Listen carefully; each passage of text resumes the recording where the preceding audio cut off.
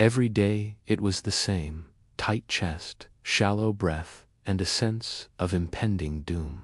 Mornings were the worst, waking up already afraid.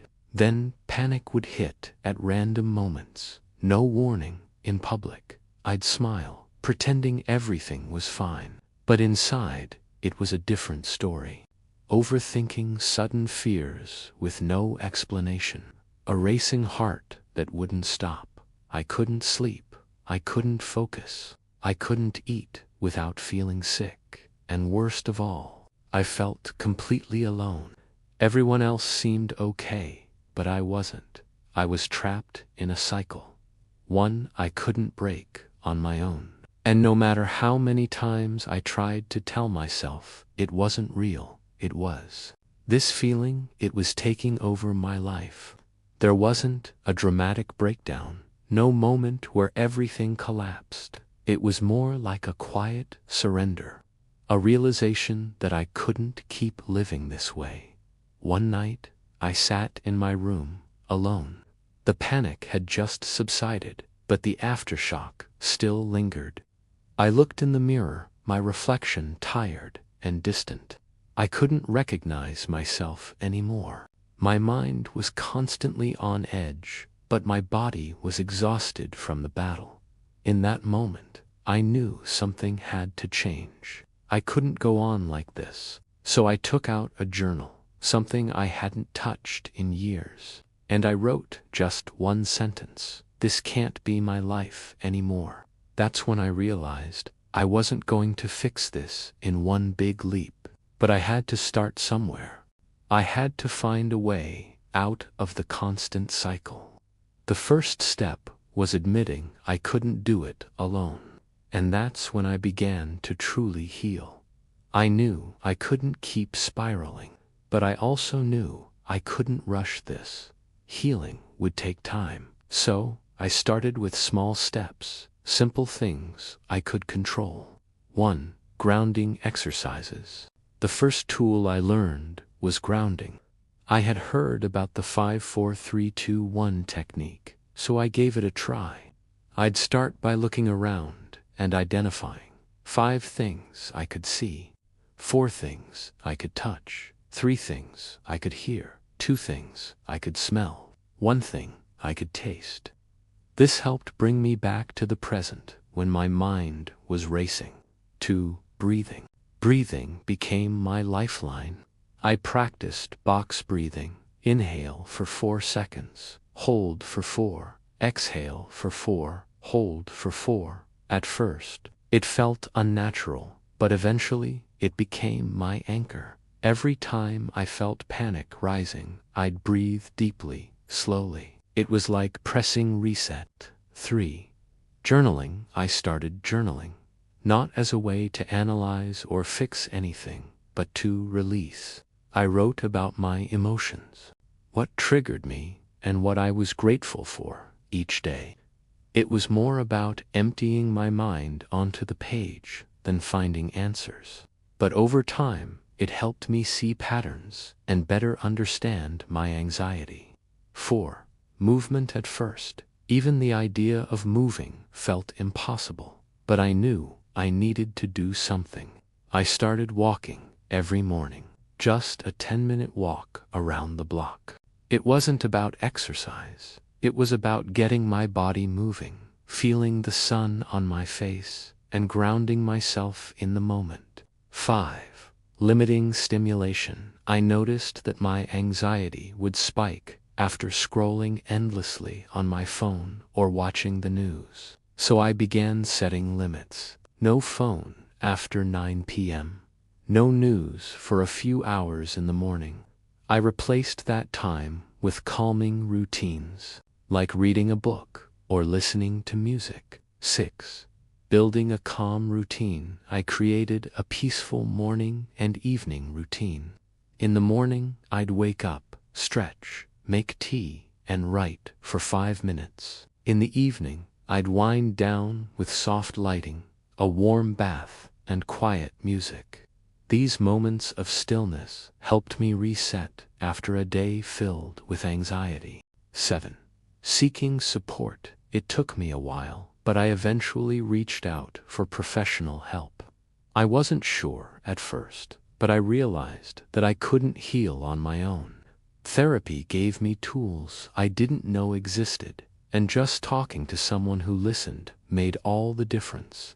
None of these steps were big, dramatic fixes. They didn't erase my anxiety, but they helped me build a foundation of peace that I could return to when anxiety threatened to take over. Little by little, I started to feel more in control, not over the anxiety itself, but over how I responded to it. Over time, I discovered that it wasn't just about doing the right things. It was about the mindset I developed while doing them. 1.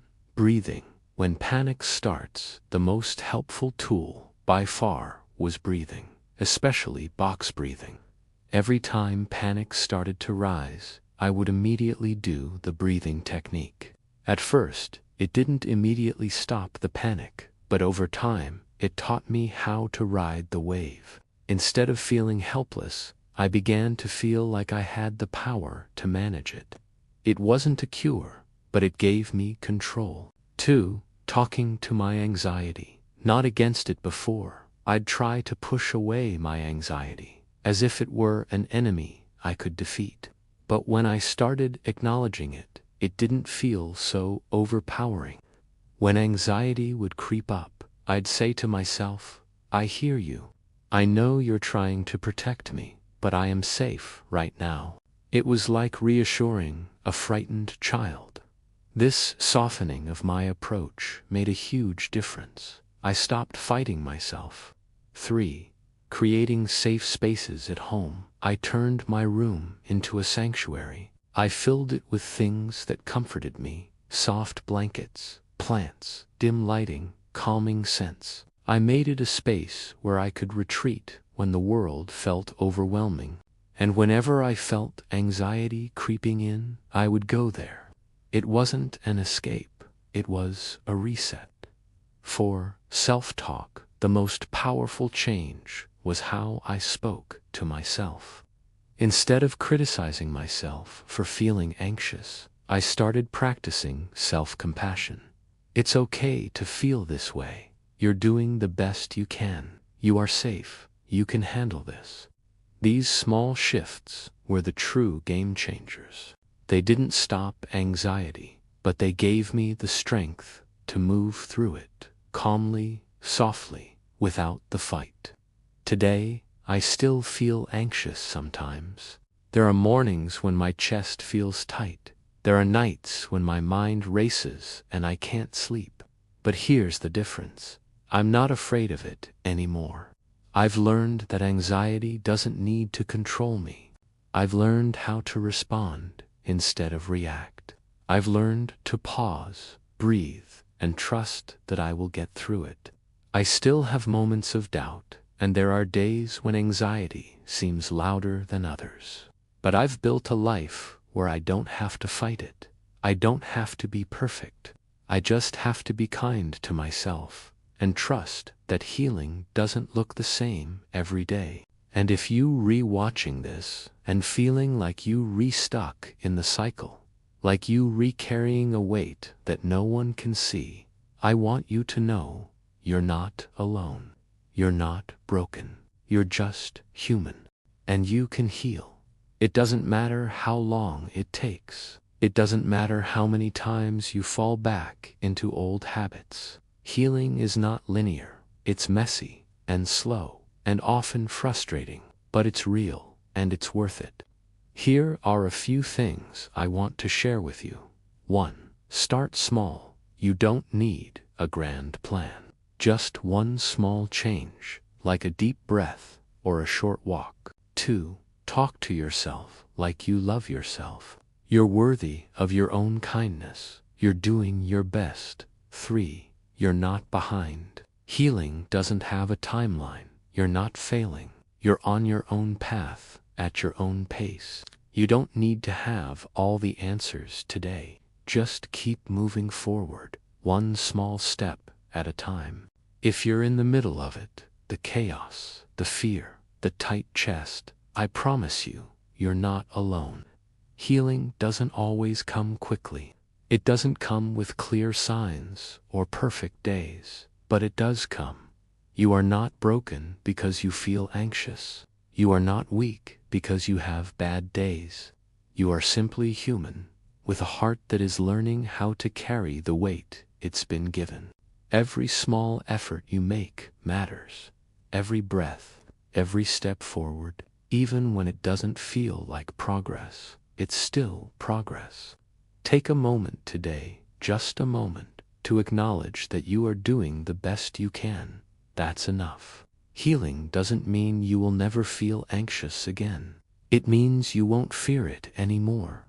You won't run from it. You'll live with it, and slowly, gently, you'll move through it. And one day, you'll look back and realize you've come so much farther than you thought. You are strong, you are worthy, and you are healing. If this story resonated with you, please consider giving it a like. Not for me, but for someone else who might need to hear it today. Your small action could help someone else start their healing journey. And if you know someone quietly struggling with anxiety, please share this video with them. Sometimes, a simple story can remind someone that they're not alone, and that healing is possible. If you want more stories like this, where recovery isn't a quick fix, but a quiet, real process, please subscribe to the channel. The next story might be the message you need to hear most. Take a deep breath and know that you're not alone. You're doing better than you think. And I'll see you in the next video.